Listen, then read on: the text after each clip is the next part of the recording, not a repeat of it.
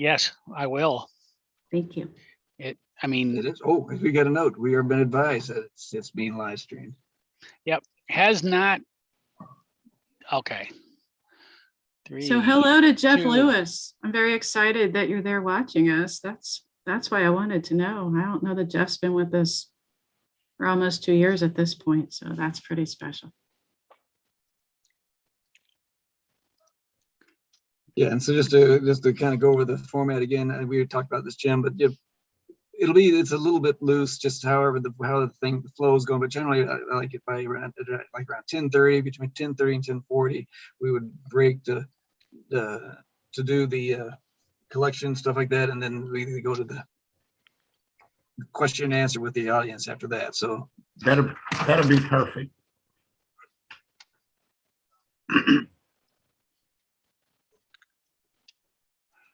Okay. So Renee, are you going to pin the video? I have no idea what, I mean, I know where that is, but I don't know what you mean by that. When I'm good. When you have a speaker speaking and you don't want Joe's cough to suddenly switch the video to him, Oh yeah. you can pin Jim Nunnelly and then it won't change. He will be. I'm sorry, spotlight, not pin, spotlight. Okay, spotlight. Spotlight. Yes. There you go. Yeah. Okay. Yes, I will. Okay. I tried to put them both up there to start. Yep. So that's what I'm working on right now. And I know they keep. You got 3 minutes. Around, anyway. And I'll mute when after do my questions. So what am I supposed to do with this? Okay. And Joe, one of the things we've never talked about is my age. You know, I'll be 80 my next birthday, which is in 3 months. And, you know, and I'm kind of a active relic, if you must. And every day I'm sort of asked that in many ways, but I consider that kind of an honor. And so I want you to get that in there as well. I don't mind it at all. Some people avoid their long years on this earth, but I kind of make mine very embraced, if you must. And so you're turning 80 when? In the summer of next year. Okay. But my, you know, I'm asked almost weekly to be on some kind of board. And some people ask me, what is my ultimate? My ultimate is to be appointed to the AARP National Board. Now that's my ultimate. Now, why I say that is because I think it would be relevant, because I think I would have learned enough about being an agent to be effective in that particular role. So anyway, but I'm not there. Nobody's asked me yet. So I'm going to plug on until I get it. Is there anyone up and coming to fill your very big shoes, Jim? Yeah. I think I've invested so much time in young people. Right now, I'm talking to 27 people at various points in their career about their career and about things that go on. And so that's my way of sort of making the deposit. And so, you know, that's kind of it. Okay. Renee? Yes. I'm going to make you the official host so that I can disconnect. Okay. And then let somebody know if like it all crashes and you can't see anything. So, okay, then. With those words of hope. Yeah, well, you know, Zoom keeps changing things, but let's go ahead for it. Okay. Okay. Awesome. Renee is now the host. All right, and it's 10 o'clock, so I think, Joe, we can So start it. I am going to leave. Why don't you not start for 30 seconds? Okay. All right, that'll give me a chance to run and turn the alarm off here. Oh, that's a good idea. Yeah, you don't want alarms going off. We got a little bit of everything today, don't we, Joe? Like we'll see animals running through here pretty soon or something. Herd of cattle. Right, and you gotta get the office quiet here where I'm at. Okay. All right. Well, it's recording already and it's streaming on YouTube already. So just start when starting feels right. I guess it won't be before Jim returns. Correct.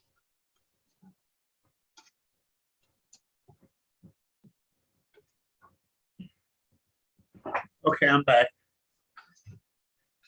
All right. Okay, so I guess we're ready to get going here. Okay, well, good morning and welcome everyone. Welcome to the All Souls Forum, coming to you via Zoom from All Souls Unitarian Universalist Church in Kansas City. I'm Joe Robertson, a member of this church and a committee member of the forum, which for decades has carried on important conversations promoting critical thinking on the most compelling and challenging issues of our day. Today, we welcome Jim Nunnelly, a retired public health executive and a community activist who rallies people in a fight of social justice against diabetes, heart disease, COVID-19, and other killers that hit hardest on minorities and the poor.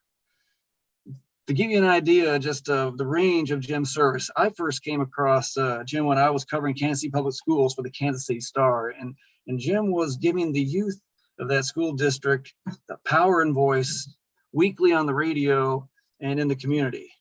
He's a product of the University of Michigan School of Public Health. He is the original chief operating officer of the Samuel U. Rogers Health Clinic in Kansas City. And he's the former program administrator for Combat, Jackson County's anti-drug and drug violence program. And he still goes on the radio weekly in the mission of public health with his show, Straight Talk About Diabetes. So Jim here, who's proud to be within a year of turning 80, is here with us today. And so Jim, to get started, there's an inequitable public health crisis fully exposed by the pandemic. How did we get here and what's our way out? Thank you so much for inviting me. More importantly, thanks for edifying me beyond belief. I kind of struggled while you were talking there, and I said, I'm going to have a hard time living up to that. But how did we get here? Well, we got here by neglect, and we hope to get out of it by commitment. And let's talk about the neglect first.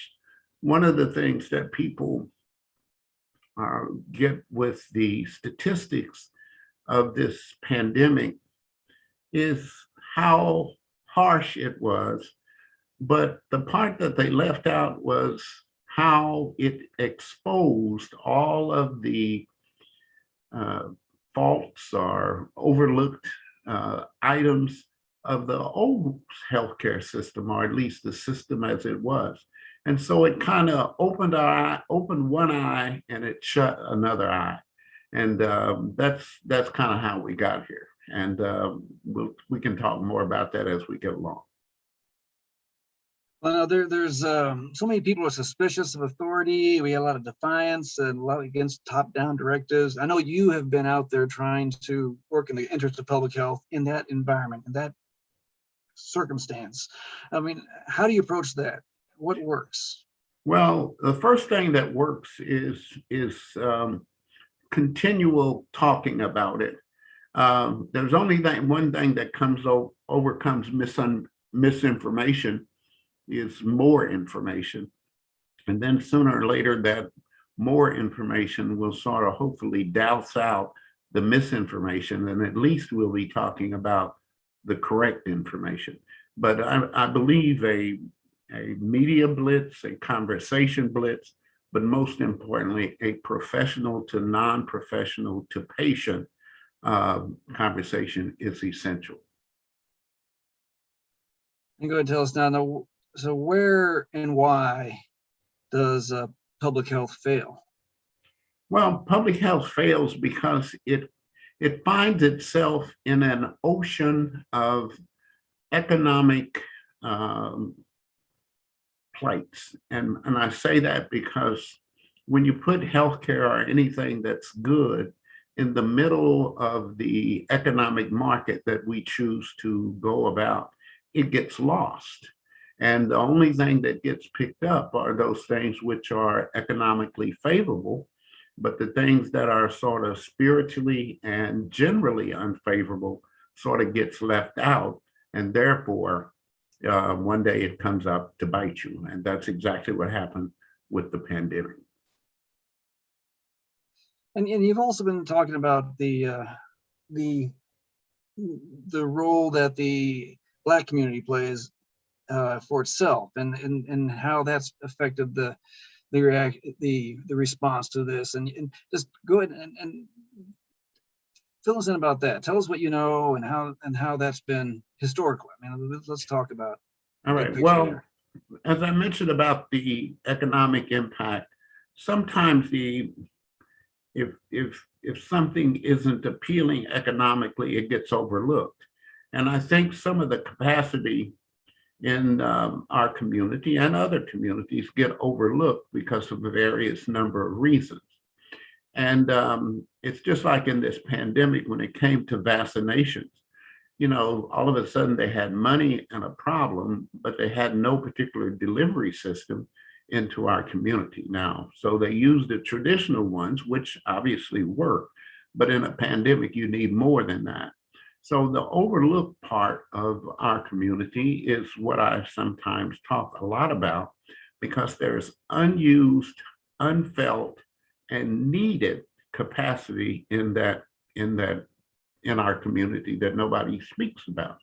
For example, there were 2 young ladies in this pandemic who got personally vaccinated, 500 people, just the 2 of them. And they didn't get it by all the technology that we say. They just went to their people that they knew, and it spread from there, and it made it. And I want to give a special shout out to Teresa Moore and to Linda Lamette. These people, unknown, no particular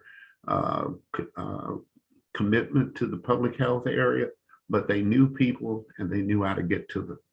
And so it's that kind of overlooked capacity that we must generate and continue to generate. Now, when you ask me about the things that are going on, now let me just say this: being a part of the community health center movement, it's kind of interesting that how community health centers rose in this atmosphere, because we needed a delivery system. We didn't need a political system, and we didn't need a spiritual system, and we didn't necessarily need a professional system. What we needed was a delivery system. How do we get these vaccinations to the people? Because they're not only dying, but they threaten the rest of society as well. That's a different system than what's taught in our educational system. It's a different system that's taught in medical school. But most importantly, it's a different system that we don't ever talk about inside of our daily newspapers and whatever. But it's a system that works, and it would be horrible if this system was overlooked or forgotten.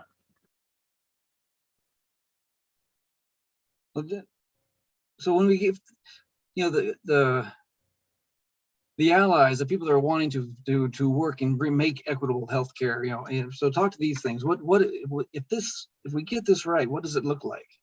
Well, you often hear the term equity, and it's kind of like police defunding. It depending on who says it, they may mean a different thing. But I got to remind people that equity is a financial term, but what it looks like when it comes to healthcare is that we've got a part to play, and it's just as important as anybody else's part to play. It shouldn't be hand-me-downs or instructions down. It ought to be equally in reverse. And that's what I define equity as. And it's a difficult concept to get, but most importantly, it's a discussion term. I like to see it in action. And I was speaking before a group of students at Harvard, and I must say that like that, not name dropping. But when I talk about equity, equity is a financial term. But as I begin to think about it, it may be the best way to get into equity itself. or health equity, because if you split the dollars right, if you split the budgetary emphasis right, then you'll get equity, or you'll get more equity than you had.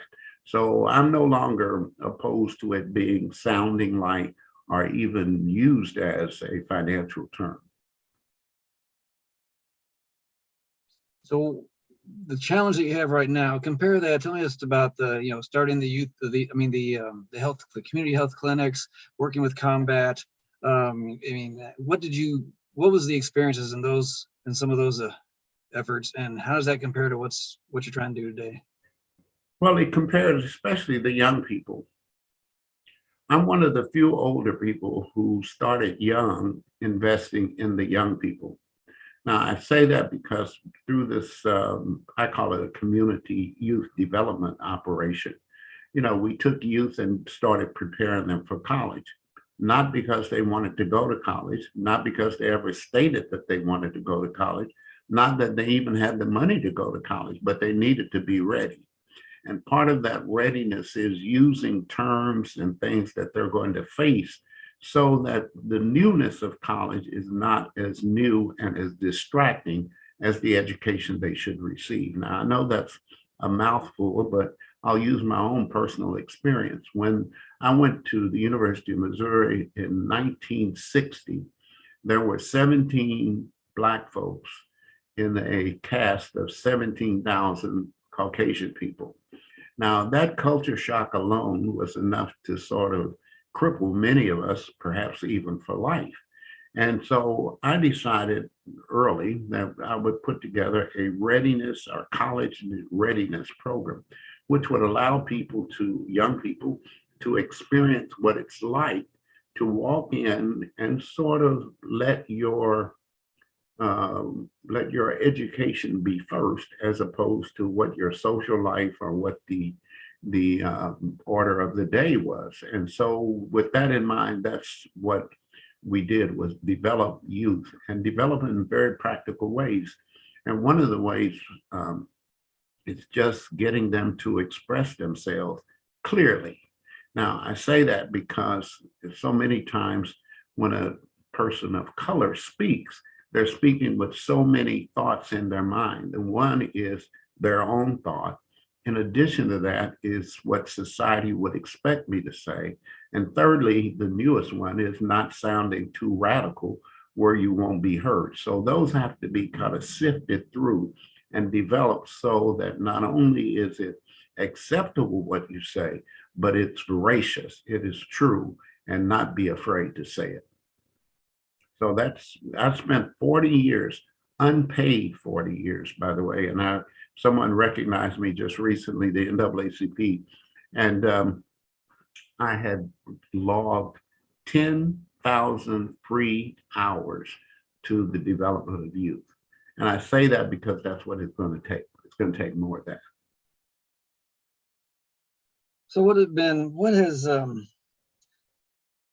pains you the most, and where lies your hopes? I mean, like what are some of the personal setbacks you've seen? Okay, what pains me the most? I guess the largest setback I've seen is the continual conversation about what should be taught to our children. And that's a pain because we never get past the conversation. And I remember the desegregation effort in the late 60s, and there were all kind of task forces set up that came up with different rules and different recommendations and whatever. But if you look back at that today, you will not only see a repeat of that same timing, but you won't see any movement. So that pains me. And the second thing that I build on are the youth. I mean, that really gets me. And as you know, I mean, it gets me happy. As you know, we worked with some youth during this pandemic.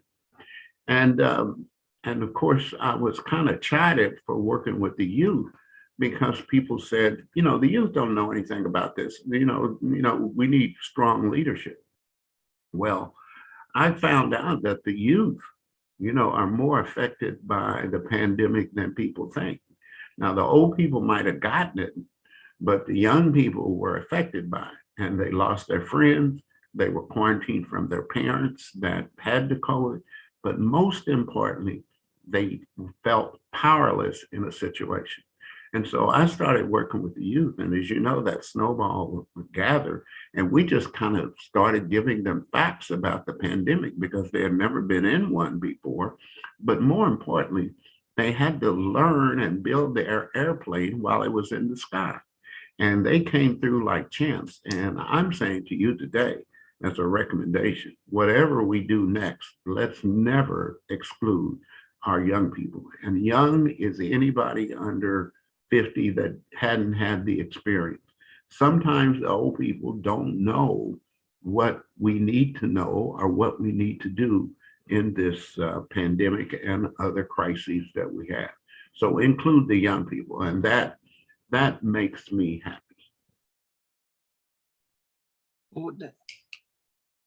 How about some of the history that you've experienced in public health, going back to the University of Michigan days? I mean, and what are the misconceptions? What are the things that you are, and people that are in the same activity as you are trying to? What are the challenges to that, and our understanding of public health, and how's that got us where we are today? Right. Well, the biggest challenge is the words have changed, but the necessity to implement something has not. I remember so well when I received a very large scholarship to the University of Michigan School of Public Health. They were talking about utilization, and the thing they said kept pounding in our heads, that people with a good education, people that are older, and people that are of color utilize the medical services differently.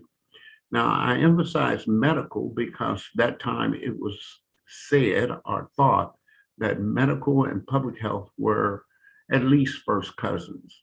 The truth, they're not. They're two different things. One is part of the other. And of course, and this is hard to get over, is that the medical care is a part of public health. It's a part of public health that's delivered on the disease part of the world, or at least the world of health that is affected or diseased or needs some caring and whatever. But the other side is a protective, preventive atmosphere that's often overlooked. And that means that we're part of the world. But more importantly, there are other things to public health than just the healthcare itself. And for example, where you live, and we've had a lot of zip code analysis lately, what you think, the education, how you feel about things. And of course, with the pandemic, like what kind of diseases did you have before? Now, it's kind of interesting that when we talked about the pandemic, there was always a qualifier that people with compromising immune systems should be vaccinated first. And they were also the ones that were dying the quickest. Now, that is the definition, or at least the inclusive term of public health, because we're all affected, not just any particular person that happens to be sick. And of course, if you add to that race, and if you add to that, gender, and if you add to that education, and if you add to that age, then we're talking about an ever complicating thing, which is what really caused the pandemic. We weren't prepared too well on any of those fronts. So how do we do better? Well, we learn from this? We do better by, first of all, admitting that we didn't do better at first. And that's sometimes troublesome because it shows up in conversations that are had that continuously ask for more conversation. I'm beginning in my older age to think of conversation as not an act. It's sort of a ploy. And the longer we talk about it, the less we have time to do anything about it. So I would say act. And that act would be to include our young people and also to look at our whole vaccination system now. Now that we're talking about a pandemic and what gets us out of it, let's look at vaccinations for measles and smallpox. All these things we sort of take for granted, but somebody isn't getting them, because if you look at the public health records, you'll see that there's still evidence of unmet need that is still exists maybe 40 or 50 years from now. The second part of that is the inclusion of young leaders involved in that. And I keep going over that, Joe, because if we don't start listening to the people that are affected by whatever it is we're talking about, the top-down approach does not work. It's never worked. And we have been guilty as a race of people for sometimes not speaking up. And then when we speak up, we seem like we're speaking too harshly, but it's out of impatience and misunderstanding and inability to have spoken before. And so we must hear from the people that are affected by it. And I say that because it's tantamount to a choir singing a song. If you don't listen to the voices individually, you shouldn't expect the song to be a big hit. So tell me, in particular, the getting that message to, there's populations that have been very difficult. We seem to regressed it a lot through during this pandemic. With the opportunity to learn things, it's hardened lines, and that includes in the African American community, I believe. You can talk about that, or and then the political divides. You've been crossing boundaries all along. How do we do this? What have you learned in this, and how do we go? Well, I've learned that we're not too far along, because if we read the newspaper from 1960, we're almost at that same point. That's both tragic and enlightening. But the enlightening part is the younger people generally see quickly what needs to be fixed. We sort of have been sort of socialized into believing that understanding everything is the part of progress. We've never understood anything. As I look back in 1945, when we were engrossed in a war, we didn't understand war. We didn't understand, but we built the airplane in the sky. And some of these things with public health has to be done that. But I think the leadership should be shifted to the people who are most affected by it, rather than the top-down decision making. Now that I will stand on, and I know I'm going to get a lot of questions about that, but that's the way it should be.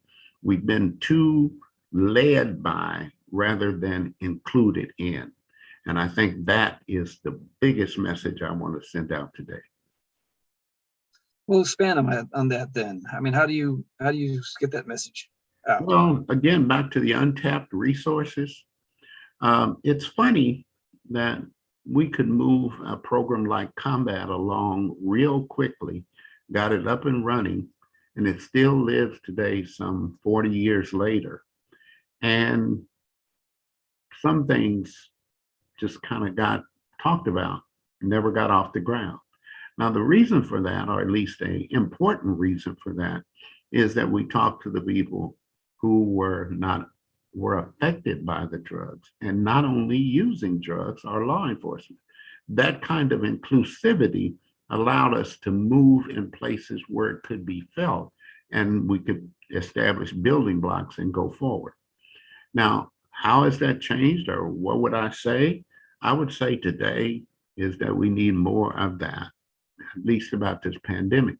Now, it's interesting that we're going to have a new health director here soon. Rex Archer, a physician, has resigned from the Kansas City Health Department. And of course, the next question is, who's going to get that job? Now, who's going to get that job may on paper look wonderful, but really will negate or at least overlook what has been done up to that. So we start all over again. And the starting all over again is what hampers the world. We never go back. We always go back to chapter 1 and never think about the prologue or the foreword or the chapters before. We got to stop starting at the beginning. And how do you do that? You just got to know your community well enough. If there's any part of my success in this community, it's knowing this community, knowing the bartenders, knowing the traffic cops, knowing the school safety people, knowing the parking ticket attendants, knowing the school teachers, knowing everybody that you can know who has any kind of input into a complex system. And that takes time, but it's already in place in our community. It's just under-recognized and perhaps even undervalued. And that's what I would mean. So more of that. And I think you've come to know me long enough that I've been quiet for a long time, but I'm no longer quiet. And why is that? Why? Because I've been sort of a tactical person. I think that accounts for a lot of my success. Once something is decided, I work hard to get it implemented, but I also till the soil, and I get used to, before something happens, I get used to what it was like before, and also kind of put up comparative progress points that may not be just in the outcomes. It may be in the process. It may be in the structure. And let me give you an example of that in the community health movement. One of the most overlooked part of community health movements was that the people on the board of directors, the people had to have a majority. Now, they overlooked that because that was unheard of, and to this day, even unheard of. But it was very important to the community health movement. That meant that the people who received the services, largely poor, largely ethnic groups, were in the majority, were the policymakers. Now, you can't show me anything like that too often in this country where the people rule, or at least have the advantage of ruling if they choose to. Now that is where I came up. And I'm not saying that everybody should go out and make consumers the majority of a board. I'm not saying that, but I'm only saying that maybe you do have to be a little radical to get started, because the concept of that is that you always have involvement, or you always get the input if you want a better outcome. Now, how does that come? Remember Samuel U. Rogers, is where I started, but it started in a public housing project. And when it started there, everybody sort of warned us about not being there or not being safe there. But, you know, the people lived there. So maybe it was us that felt like we weren't safe rather than the people, because the people lived there every day. And so, but that notion of just being where the people are and seeing it from that point of view helped advance healthcare. And so, you know, when it came to immunization rates, and this is kind of interesting, but there was a school, and it was called Woodland School. And 95% of those kids were properly immunized. Not only a handful of kids did not get into school because of immunization or lack of immunizations, because the law requires that you have immunizations, and the immunizations require that you have parental signature. Well, you know, that was a difficult task. If you're not willing to take that task on, then you can't take on the bigger task of moving the healthcare needle.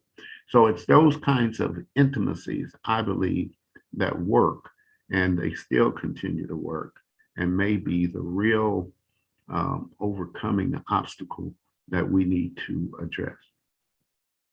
Well, can we scale that intimacy? I mean, what happened to Samuel Rogers and Woodland? Because we need that obviously badly today. That's what I'm saying. And I'm really reiterating that nothing has changed, including the solutions. And you see, we don't dig down far enough into our community to find what's already been tried, what's already been done, so that, and we repeat it. So we stay in repeat and newness fashion a lot longer at the expense of getting the issue done. Now, let me get back to something that you know about, and that is Link's involvement in this. Now, I thought it was very interesting that Link, in doing this pandemic, came down in our community. They didn't say, come over here or go over here or whatever. Same did Truman, or University Health, as they call themselves now. I mean, they say, okay, let's go down there and let's make some partnerships. And no one will ever write this down, but we actively participated in avoiding our own death. Now that's the way you have to do it. You don't have to be a listener, and you really don't even have to give up any ground. What you do have to see is what's already being done and kind of like what might be a good idea, and we don't need to be told what to do. Now that needs to be emphasized. And so if you're asking me practically what happens or what should happen, this take notes rather than charge. And that it's hard for us to do, or it seems to be hard for our community to do in total, but that's what you have to do if you really want to solve the problem. And I'm saying because there are systems in place. They may not be in the textbook, but they work every day. If you wonder why I'm surprised of, I'm so surprised that we aren't worse off than what we are. And, and if you read all the statistics, if we've got more of it, we got less. If you need less of it, we got more. And that goes on and on and on. And it has been going on for probably 70 or 80 years. But I always say, God, how do we do this? And it's because of people like those two ladies I talked about getting people vaccinated. There's no written rules. There's no job description. They just make it work. And sometimes that is undervalued, underappreciated, and therefore the inequity. And so how do we get there? We just listen a little bit more and take notes, as I said, and not just take in charge. And then, of course, you got your plain talk about diabetes behind you there. Certainly also tell us about the threat of diabetes and what you're doing on that. Very good. Being around young people for so long, and then getting it to an age where I contracted diabetes, I kind of was familiar with what's being said professionally, but not what's being done about it already. And the biggest fault I found with the system is that the words got in the way. It's just like the technical term A1C. That's the new measure of whether or not you have or have not diabetes or not doing very well with it. And of course, we took that term A1C and found that the word A1C was not being understood to begin with. So if you change the wording to what we're used to, or at least teach the word, we'll do better with our A1C. Now, that's why it came to be plain talk. One of the real issues was about sugar diabetes. Everybody said diabetes, but obviously for years we called it in this community sugar diabetes or sugar. Now, that may not seem much, and it certainly isn't something that you'll find in a book, but it's really the truth as the way we operate when sugar comes around. So you kind of got to de-word, or at least let the words, move the words out of the way so we can talk. And that's where plain talk is. And the other thing is that most people talk down to this community as if they don't know about diabetes. We know about diabetes.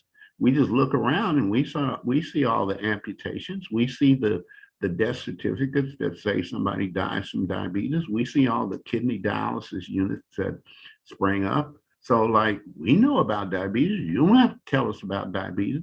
What you really need to do is to listen to us. And as you look behind this placard behind me, all of these things came from people with diabetes asking them, what do we do about diabetes? They didn't come from textbooks. They didn't come from public service announcements. These came from the mouths of people. And surprisingly, exercise was the number one thing. Our cookbooks, or, like tell us what A1C is. Those are the things that came from the people with the diabetes. And they're really saying, if I'd have had this, I'd rather take this than diabetes itself. So the question is, it's that kind of basic, elementary, no great intelligence needed kind of activities that will move the needle. And that's exactly what happened during the pandemic. And doing this show on Plain Talk About Diabetes, we said, if you got diabetes, you go get a shot. It wasn't like why you need to get a shot. It wasn't anything about what political affiliation you were. It wasn't anything about professionals running this very erudite system of how many people were dying from it. It's like, if you got diabetes, you go get a shot. It was that simple. And that's what the roundup was about. And that's why we did well with our vaccinations in this community, particularly among the elderly. And yet there were people who felt that we were infringing on some people's rights, and I'm okay with that. But I'm only saying the plain talk came from just the plain talk and not letting the other things get in the way of the healthcare. Now, I want to applaud a lot of people. Link is one of those. I definitely want to applaud the Health Care Foundation, Health Forward Foundation, and many, many other well-meaning generals in this community that move the needle. University Health, all of these people came up at a time and showed that we really don't need a treatise. We don't need a seminar. We need action. And that action is what we need to proliferate in the coming months. All right. Well, thank you much, Jim. We're listening to Jim Nunnelly, retired public health executive, the first program administrator of the combat program, and many other things. And we're going to take a break here before we go to a question and answer from the audience. Now, and to give you an idea, just we do the questions and answers Zoom style. You will, down there under the reactions, you will find an option to click raise your hand, and then we will call on you as you're queued up in order. So I'll be getting some questions ready, and now we're going to take a break to do for a collection to support this weekly forum. Renee's going to put the link for that in the chat, how you can support the mission. And now, before we get back to Jim Nunnelly, I also want to say that next week, tune in next Sunday, and we will have Heather Ann Thompson, the Pulitzer Prize winning author, will talk about her book, Blood in the Water, on the Attica prison uprising of the 1970s and what it means today. All right, so so now we will open it up for questions. I will start one as first of all, just while we're waiting, Jim, go ahead and talk about how did you get in this in the first place? Tell me what motivated just you to take the original course that you did. Well, if you go way back, I actually came from Columbia, Missouri, and I was the admissions officer to a medical school.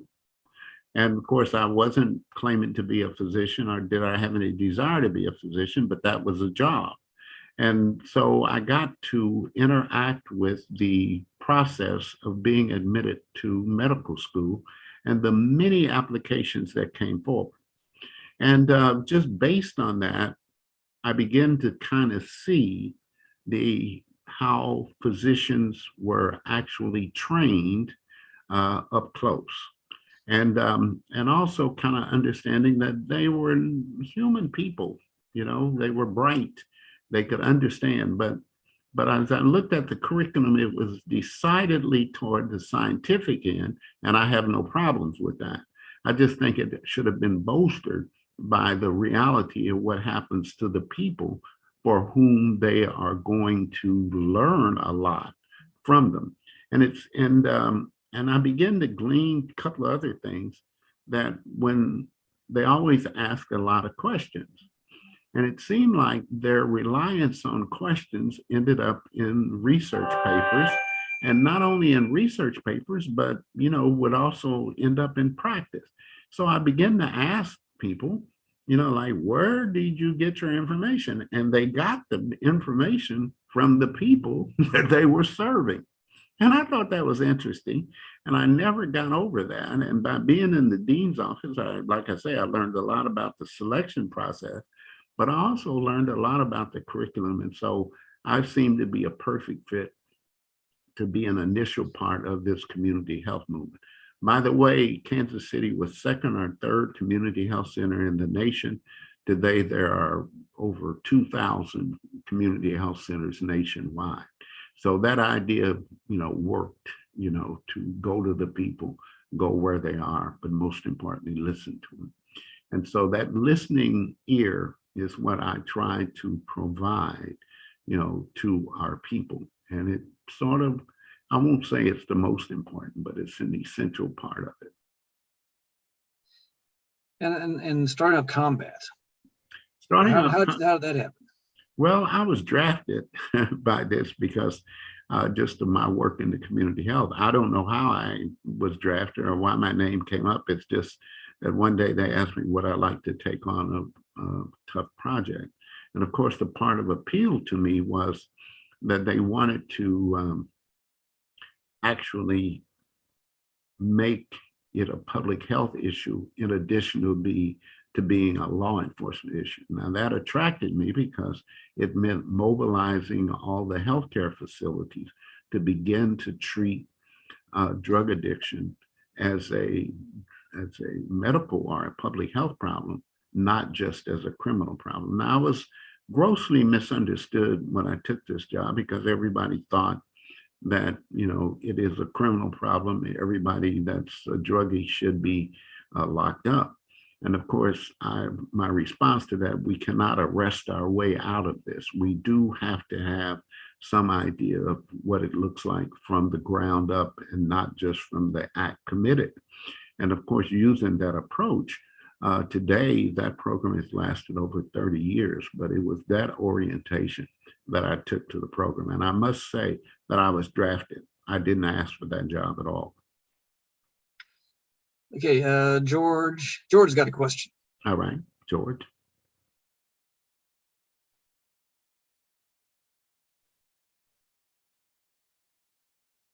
Hey, George, are you unmuted? Oh, I'm sorry. Yeah, my friend Bob Berkabaugh and I were talking recently about his work in Greenberg, Kansas, and how he went to that community, and that when he asked them about participation and wanting their input, he found that these folks had not been ever asked much. And like in your topic about when you talk to people and ask them what their opinion there is or what they want to accomplish, do you find them somewhat surprised as well by being asked that question? Yes, obviously. It's awkward to kind of flip the script. But if you really are interested in the solutions, you will find that it's like my mother once told me about the lion tamer.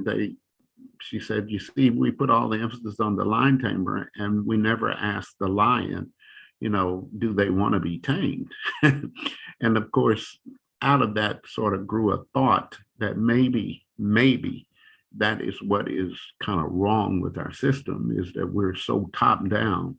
And yes, I am surprised. Where else did you come across that? I mean, because what were the difficulties in the Samuel Rogers starting up that program?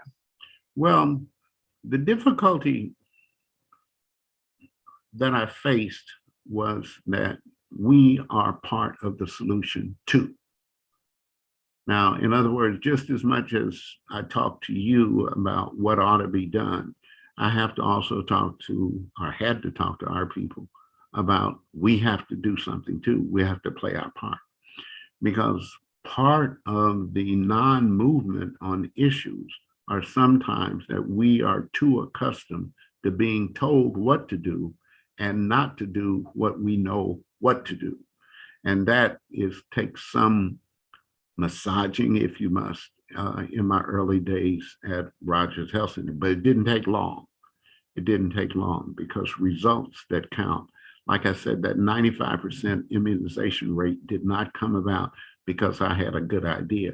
It came about because they went all night. They went to the bars. They didn't call people just between 8 and 5. You know, they made it happen. And they lined up on the street corners and they lined up on the bus corners.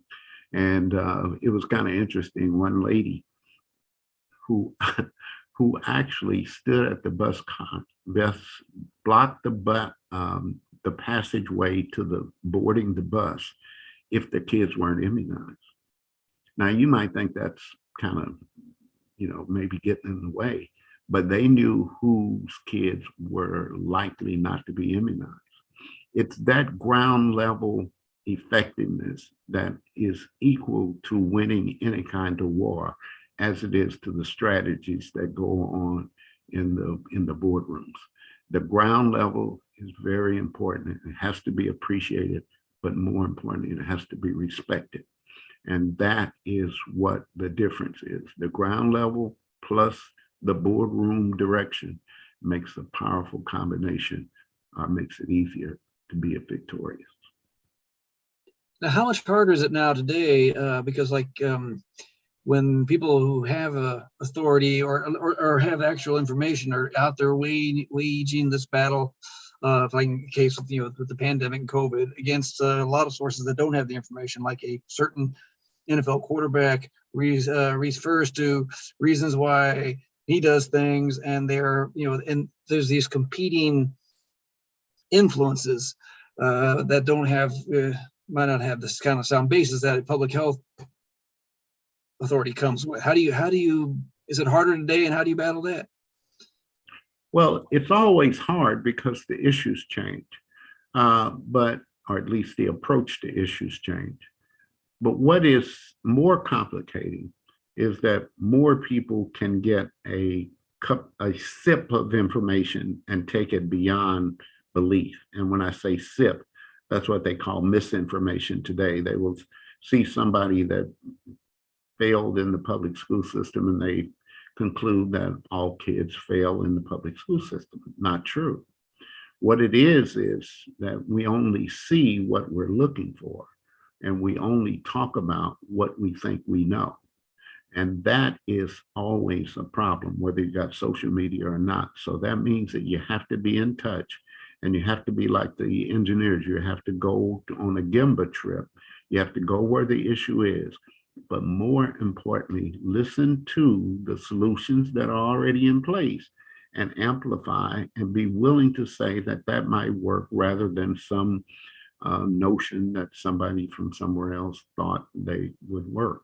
And that's what we've done for years. We've tried to implement foreign solutions to community problems. And when I say foreign, I don't mean internationally foreign. I mean just people who are not part of the community making community decisions. It's really interesting. And one of the other things that you didn't mention, I was instrumental in putting together a political information system for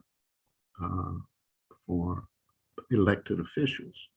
Now, you know, the first misconception that we have is that elected officials represent their districts, and they do. But sometimes they get misinformation as well. So we put together a professional group that just sat down with the elected officials each week and informed them about healthcare issues and other issues.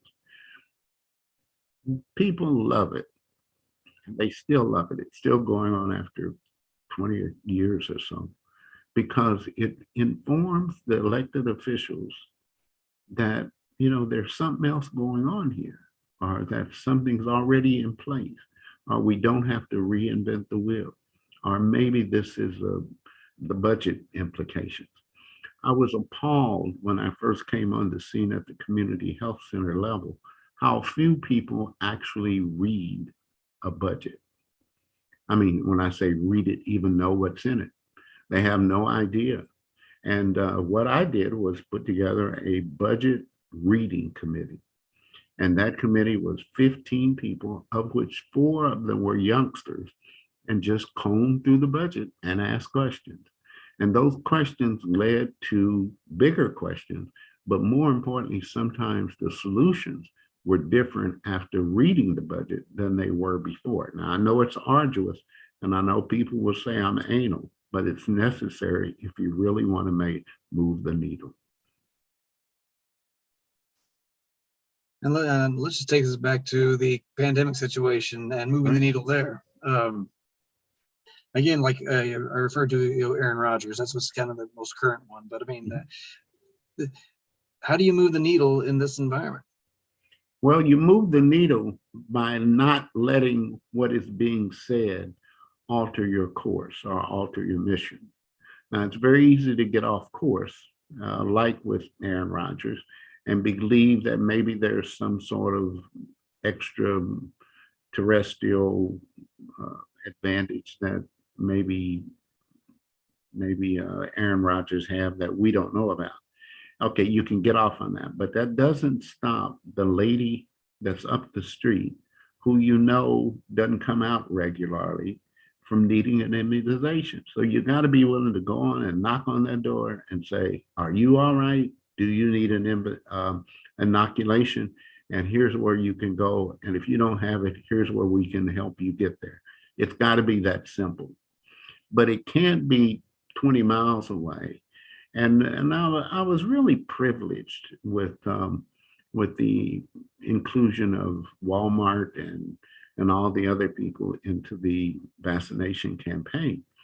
I'm not sure how that came to be, but I can also say to you that they benefited greatly from the groundwork that had already been laid. The people who come to them didn't just start with them. They started with the many conversations that were had in convincing people that this was not a hoax, that this is really something that ought to happen. And I know my friend of mine from the Health Forward Foundation often talked about trusted leadership. Well, that's where trusted leadership comes into play. Like, really? And if you ever think about that, that doesn't sound like much. It certainly doesn't sound like something you would talk about in the classroom, but it's very important in our community that somebody who is trusted says that it's all right. And then you might get some more action from it. So we still need to bolster our leadership, bolster it to the point to where it's believed, where things that are suggested are acted upon, but most importantly, believed or at least trusted. And there is this natural tendency in our society for people to tell other people what to do or what they should do. It doesn't work. People know what they need to have to do, and they will do it. But it's really that simple, Joe. It's no magic in it. I mean, I find 80% of my life is listening. And when I say listening because there's a solution to the problem somewhere in there. And if we don't listen for those solutions, we for doggone sure are not going to implement something that we didn't even hear.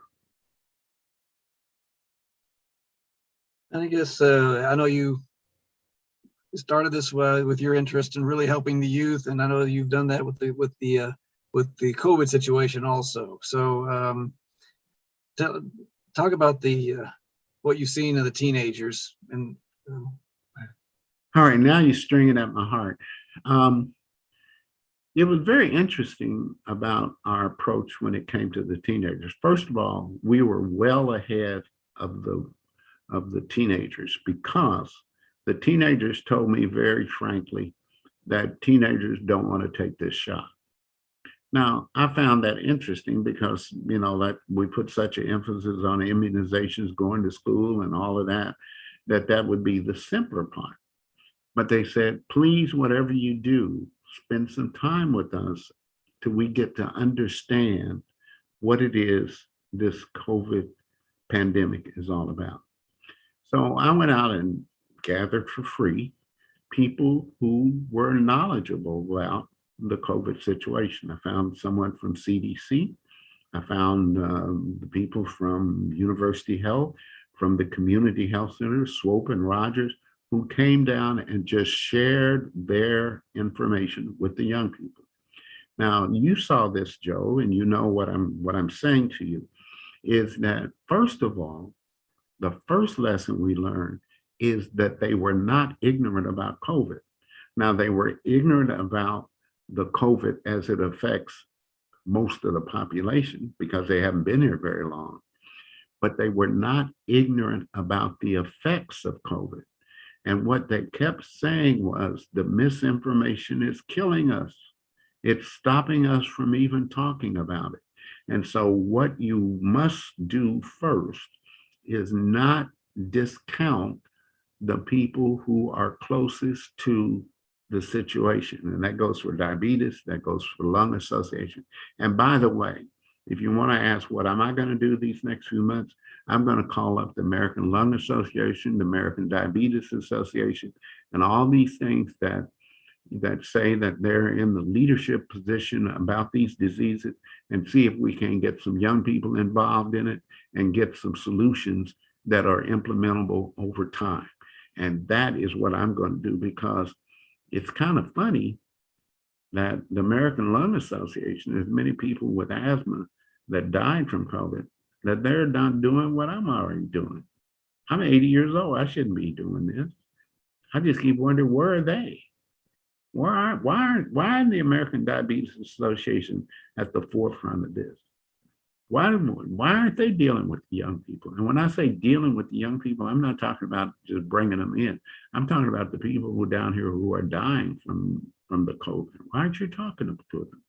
And so that's going to be one emphasis that I want to enjoin the resources and the advice and the techniques of all these agencies where these compromised morbidities were involved, and hopefully we'll get started on it. But young people are at the forefront of change, and we can't continue to neglect them. And they've got good ideas. Inside of 2 weeks' time, these young people had run with this idea. They've gotten into touch with people in an instant that we old people would have taken us 2 years to get to. So there's some equal positioning at the table that we must include the young people behind. So I know that's a long-winded response to your question, but you get the idea. All right, yeah, well, thanks, Jim. This is Jim Nunnelly, a retired public health executive, social activist. Jim, any final thoughts? Anything that you want to send us away with? Well, I kind of started earlier by talking about, since we've been talking about vaccinations, it might be a good time to look at vaccination. We certainly need to take a strong look at the position opening for health director in our community. But even more than that, we need to stay on this equity course and involve people who need to know or who can lead or who have been used to following. And we need to extricate that and maybe listen a little bit better to those people who are affected by whatever it is that we're trying to problem solve. And I know that seems difficult, but it ought to start pretty immediately. And it took me 80 years to get to this point. And I still feel like I'm a fifth grader when it comes to understanding the intricacies of how to get things done. And I just want our world to be safer, but most importantly, I want it to be healthier. And anybody wanting to take me on or advise me or whatever, I'm certainly willing to do that. But I got to this point in my life by considering the people first that are affected by whatever it is, whatever problem we're trying to solve. And that ought to be a part of the preamble of most organizations at this point in time. if you really want to solve the problem. And so I enjoy, if I sound like a radical, I am. If I sound like I'm peacemaking, I am. If it sounds like I'm a student, I am. If it sounds like I'm a leader, I am. But what I'm saying is there are hundreds, thousands more people just like me, more learned, more operationally minded, more get things done than I could ever conceive. And I can imagine what it's like to be across town, trusting somebody that you don't even know. But I've done it, and I've been very happy with the results. All right. Well, thanks, Jim. I think we'll stop the recording now and Thank you. just kind of open it up.